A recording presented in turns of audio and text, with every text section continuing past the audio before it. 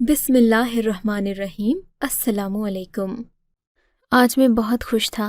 मेरी बीवी ने मुझे बताया था कि हमारे घर में 5 नन्हे मुन्ने मेहमान आने वाले हैं, इसीलिए मैं मिनाहिल को लिए हस्पताल के बाहर बैठा था।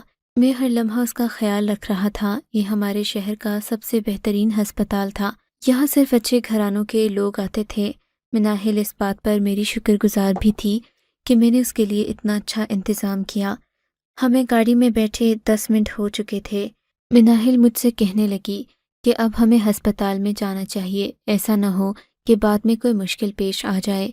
मैंने हस्पताल से 1-2 नर्सेस को बुलाया जो मिनाहिल को अंदर ले गईं। मिनाहिल को डॉक्टर्स के हवाले करने के बाद मैं कमरे के बाहर बैठा अपनी औलाद के लिए दुआएं मांग रहा था।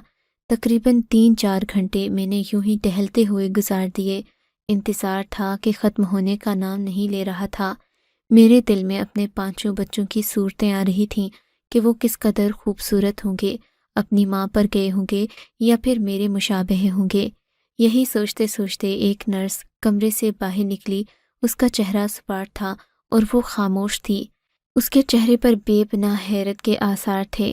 मैंने नर्स को देखते ही सवाल किया, क्या हुआ है? माँ और बच्चे की सेहत ठीक है? मेरा मतलब बच्चों की सेहत। मेरी एक एक बात से खुशी के रंग छलक रहे थे। इससे पहले कि वो कुछ जवाब देती, अंदर से एक और नर्स चीखती हुई मेरे सामने आ गई और मुझे देखते ही जैसे उसके मुंह पर चुप का ताला लग गया। कोई मुझे बताएगा कि क्या हुआ? मेरी बात का इन नर्सिस ने कोई जवाब नहीं दिया। मुझे दरवाजे की तरफ जाने का इशारा किया और जैसे ही मैं दरवाजे से अंदर दाखिल हुआ, मेरे कदमों तले से ज़मीन जैसे खींच ली गई हो। मेरा नाम साद है। मेरा ताल्लुक़ गुजरावाला से है। हम लोग जब इस शहर में आए तो मुझे ज़िंदगी के बारे में कुछ पता नहीं था। दरअसल मैं शहर तालीम हासिल करने आया था। हमारे घरों में जल्दी शादी का रिवाज था। मेरे माँ बाप ने भी बचपन में ही मेरी मंगनी मेरी खालाजाद बहन रज़िया से कर दी थी। रज़िया बेहद खूबसूरत थी, मगर इसके बावजूद भी मैं उसकी तरफ नज़र उठाकर न देखता।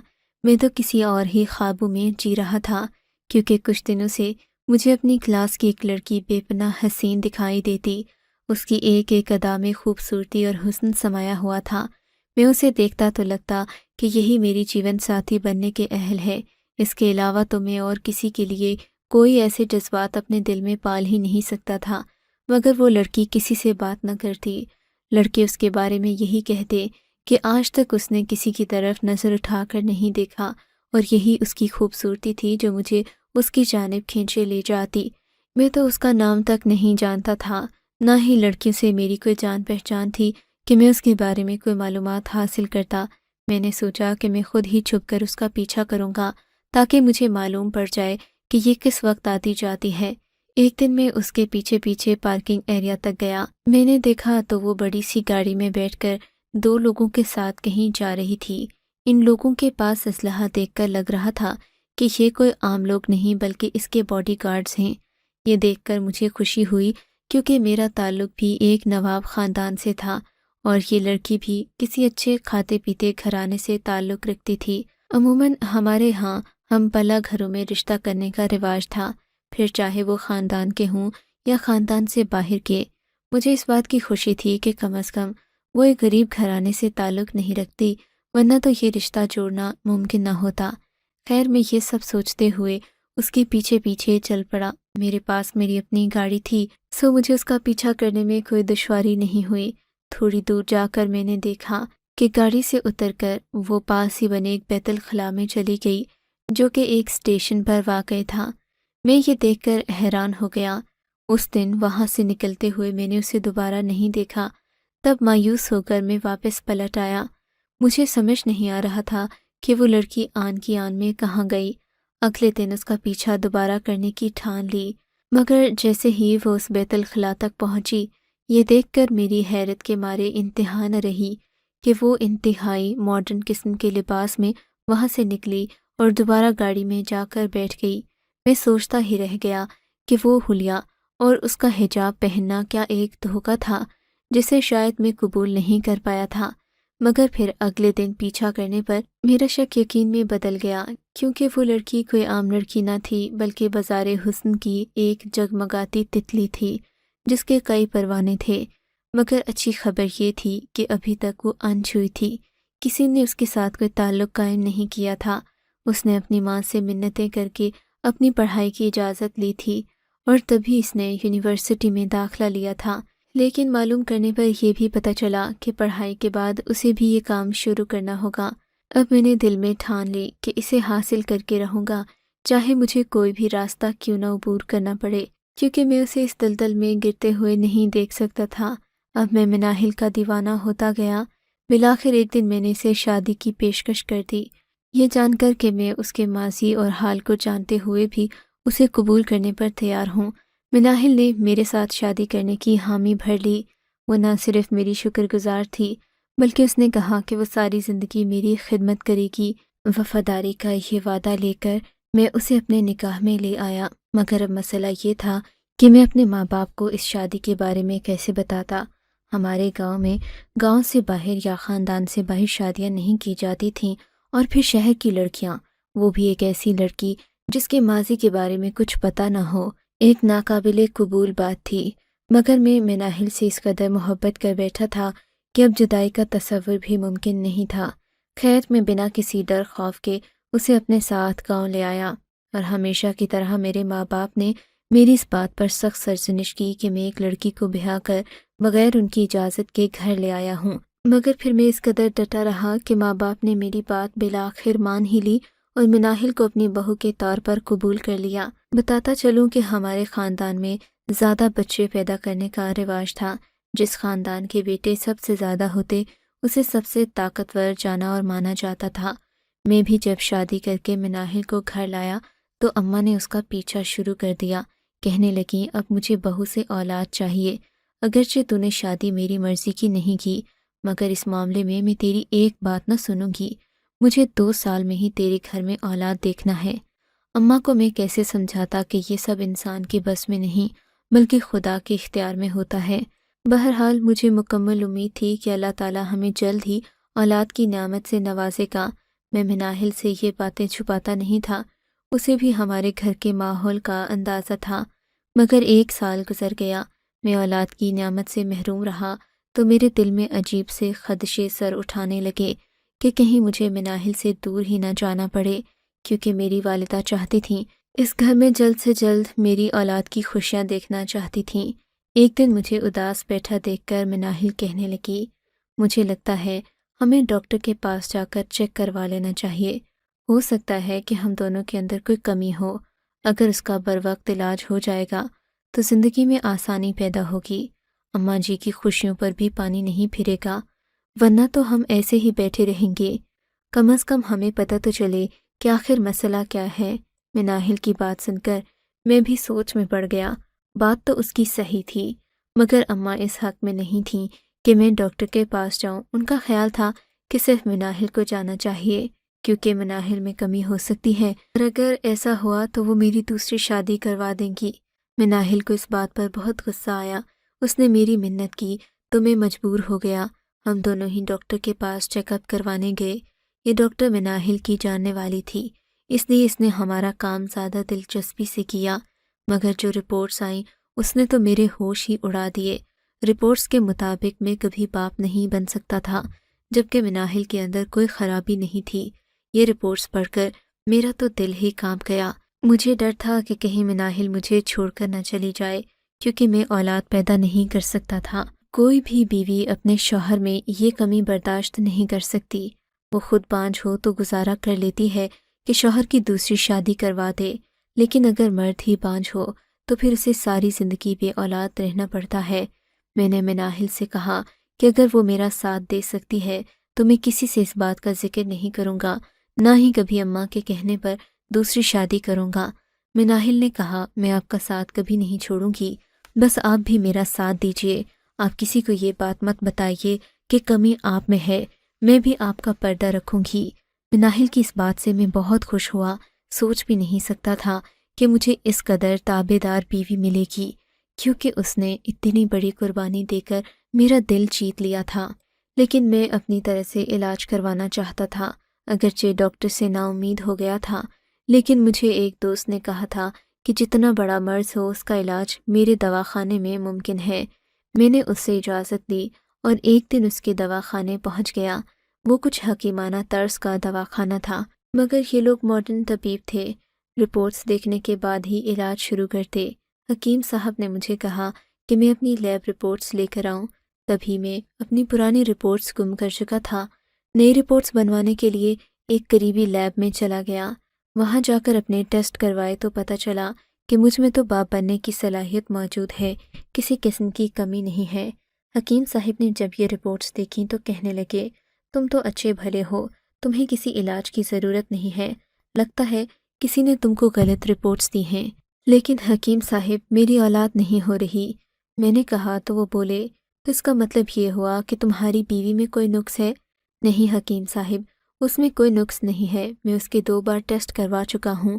میری بات پر وہ سوچ میں پڑ گئے۔ اچھا ٹھیک ہے، میں تمہیں کچھ دنوں کے بعد فون کروں گا، تم میرے پاس آنا، ضرور کوئی نہ کوئی مسئلہ تو ہوگا ہی، ورنہ تو اتنی دیر نہیں ہو سکتی۔ حکیم سے ملاقات کرنے کے بعد میرے دل کا کافی بوجھ ہلکا ہو گیا۔ میں گھر آیا، میں نے مناہل کو اس بات سے آگاہ نہیں کیا کیونکہ مجھے اس پر شک سا ہو گیا تھا۔ تبھی ایک دن محبت کے سارے تقاضے بھلا کر میں نے مناہل سے سوال بھی کیا اور اسے اپنے جواب سے حیران بھی کر دیا۔ دیکھو مناہل، تم نے مجھ سے شاید یہ بات چھپائی ہو، مگر میں اس نتیجے پر پہنچ چکا ہوں کہ خرابی مجھ میں نہیں ہے، کیونکہ میں نے اپنے ٹیسٹ کروا لیے ہیں۔ حکیم صاحب کا کہنا ہے کہ مجھ میں کوئی بیماری نہیں ہے۔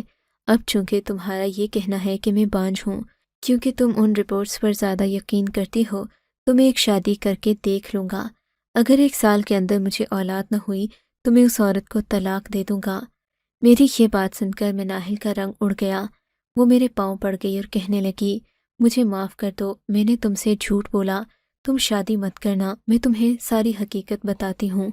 اس کی بات سن کر میں نرم پڑ گیا، مگر میرے دل میں بہت غصہ تھا۔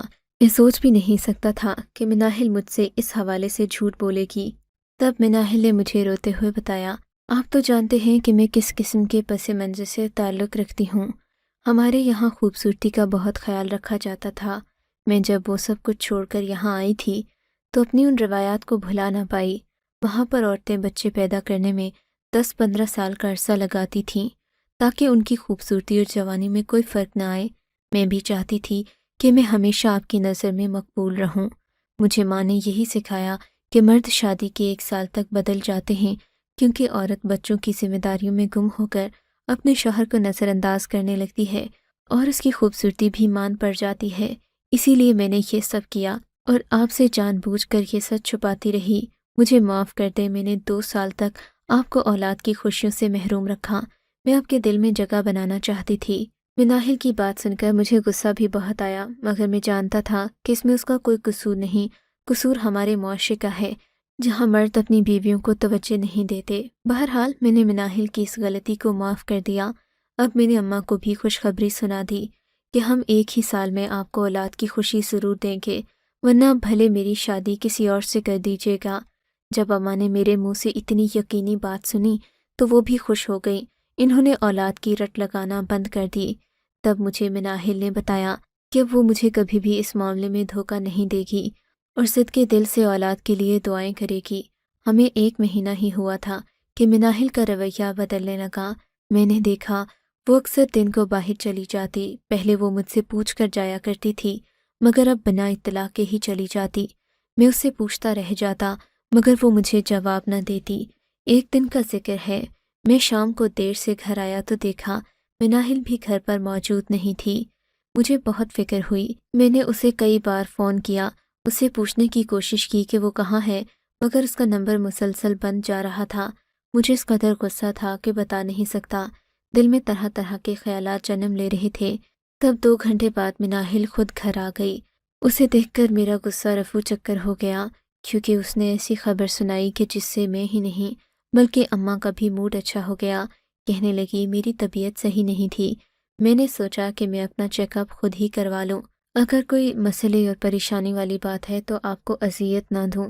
یہی سوچ کر میں اکیلی چلی گئی تھی، مگر میری دوست نے چیک اپ کے بعد مجھے بتایا کہ میں بہت جلد ماں بننے والی ہوں۔ مناہل کے منہ سے یہ الفاظ سن کر اماں خوشی سے جھوم گئیں، کہنے لگیں مجھے اپنی بہو سے یہی امید تھی۔ دن گزرتے رہے، اب میں بے صبری سے اس دن کا انتظار کر رہا تھا جب مناہل نے ماں بننے کے رتبے پر فائز ہونا تھا اور اس گھر میں خوشیاں آنا تھیں، ایک دن مناہل کی طبیعت بہت خراب ہو گئی۔ میں اسے ہسپتال لے کر ڈاکٹر کے پاس گیا۔ یہ وہی ڈاکٹر تھی جہاں اکثر مناہل چیک اپ کروایا کرتی تھی۔ مناہل کی طبیعت حد سے زیادہ بگڑنے لگی تھی۔ وہاں جا کر میں نے مناہل کا الٹرا ساؤنڈ کروایا تو ڈاکٹرز نے بڑی ہی عجیب بات بتائی۔ کہا گیا کہ وہ 5 بچوں کی ماں بنے گی۔ مناہل نے یہ سنا تو وہ بھی خوشی سے پھولے نہ سما رہی تھی۔ کہنے لگی، میں دل سے یہی چاہتی تھی کہ میرے ہاں 5 بچے ایک ساتھ ہو جائیں تاکہ میں اولاد بننے کی تکلیف سے بار بار نہ گزروں۔ اس بار بھی اس کی خود غرضی غالب آ گئی تھی، مگر میں نے کوئی جواب نہیں دیا کیونکہ یہ ایک قدرتی عمل تھا، اس میں مناہل کا کوئی قصور نہیں تھا۔ اب رفتہ رفتہ دن گزرتے گئے، اماں بھی مناہل کا خیال رکھنے لگیں اور میں نے تو اسے ہاتھ کا چھالا بنا کر رکھا۔ بالآخر وہ دن آ ہی گیا جب مناہل کو لے کر ہسپتال جانا تھا۔ بدقسمتی سے اس دن اماں بھی بیمار پڑ گئیں۔ ان کے بلڈ پریشر کا مسئلہ اس قدر بڑھ گیا کہ مجھے اپنی بہنوں کو بلانا پڑا اور مناہل کو لے کر خود ہی ہسپتال چلا گیا کیونکہ یہ مناہل کی زندگی کا مسئلہ تھا۔ وہاں جا کر پتہ چلا کہ ڈاکٹرز بھی چھٹی پر ہیں اور وہ ڈاکٹر جس سے اکثر مناہل چیک کرواتی تھی وہ بھی آج کسی مجبوری کے تحت نہیں آئی تھی۔ مجبوراً مجھے مناہل کو نرسز کے حوالے کرنا پڑا، مگر تھوڑی دیر کے بعد جب نرس باہر آئی تو اس کے چہرے کا رنگ اڑا ہوا تھا۔ میں جو کب سے انتظار کر رہا تھا، نرس کا سپاٹ چہرہ دیکھ کر گھبرا گیا۔ کیا ہوا ہے؟ آپ کچھ تو بتائیے، میں نے بے تابی سے نرس سے پوچھا، مگر اس نے کوئی جواب نہیں دیا۔ تب میں خود ہی اندر کمرے میں گیا تو میری چیخ ہی نکل گئی کیونکہ مناہل بے ہوش پڑی تھی۔ اس کے چہرے سے جھاگ نکل رہا تھا جبکہ مناہل کے پہلو میں 5 نامکمل وجود پڑے تھے جن میں سے کوئی بھی مکمل نہیں تھا۔ ایسا لگتا تھا یہ میرے کسی گناہ کی سزا ہے۔ میں وہیں بیٹھ کر رونے لگ گیا۔ سچ پوچھے تو میری آنکھوں میں واقعتاً آنسو آ گئے تھے۔ اس قدر انتظار کے بعد مجھے جو اولاد دیکھنے کو ملی وہ میری توقعات کے بالکل برعکس تھی، مگر یہ وقت ان باتوں کا نہیں تھا۔ مجھے مناہل کی صحت کی فکر تھی۔ ڈاکٹرز نے کہا کہ ان کو 2 گھنٹے بعد ہوش آ جائے گا۔ میں اس بات پر مطمئن ہو گیا۔ میں نے اس سب کو قسمت کا لکھا سمجھ کر قبول کر لیا، مگر مناہل نے مجھے کچھ اور ہی کہانی سنائی۔ تب میں نے سوچ لیا کہ اس عورت کو ہمیشہ ہمیشہ کے لیے اپنی زندگی سے دور کر دوں، کیونکہ ایسی عورتیں گھر بسانے کے قابل نہیں ہوتیں اور ان سے دور ہی رہا جائے تو انسان کی بھلائی ہے۔ مناہل نے اب کی بار مجھے بتایا کہ وہ اولاد پیدا کرنے کی تکلیف سے بار بار گزرنا نہیں چاہتی تھی، اس لیے اس نے ایک دوا کھائی جس سے عورت 3-4 مہینے میں ایک بار امید سے ہوتی ہے اور اس کے بعد وہ زیادہ بچے پیدا کرتی ہے۔ یہ غیر فطری عمل تھا، مگر مناہل نے یہ سب اس لیے کیا کیونکہ وہ اس تکلیف سے گزرنا نہیں چاہتی تھی کہ کہیں اس کی شکل و صورت اور خوبصورتی میں کوئی کمی نہ آ جائے۔ عورت کی خوبصورتی سے زیادہ اس کا کردار اثر رکھتا ہے۔ میں نے مناہل کی یہ بات جان کر اسے ہمیشہ ہمیشہ کے لیے اپنی زندگی سے نکال دیا، کیونکہ میں ایسی عورت کے ساتھ اپنی مزید زندگی برباد نہیں کرنا چاہتا تھا جو جانتے بوجھتے مجھے اولاد کی خوشیاں نہیں دینا چاہتی تھی۔ اس کے بارے میں آپ کا کیا خیال ہے؟ کیا میرا فیصلہ صحیح تھا یا غلط؟ میری جگہ آپ ہوتے تو کیا کرتے؟ آپ کو اگر یہ کہانی اچھی لگی ہے تو اس ویڈیو کو لائک کیجیے اور اس طرح کی مزید کہانیاں سننے کے لیے ہمارے چینل کو ضرور سبسکرائب کیجیے۔ کہانی سننے کا شکریہ۔ آپ سے ملاقات ہوگی اگلی ویڈیو میں، تب تک کے لیے اللہ حافظ۔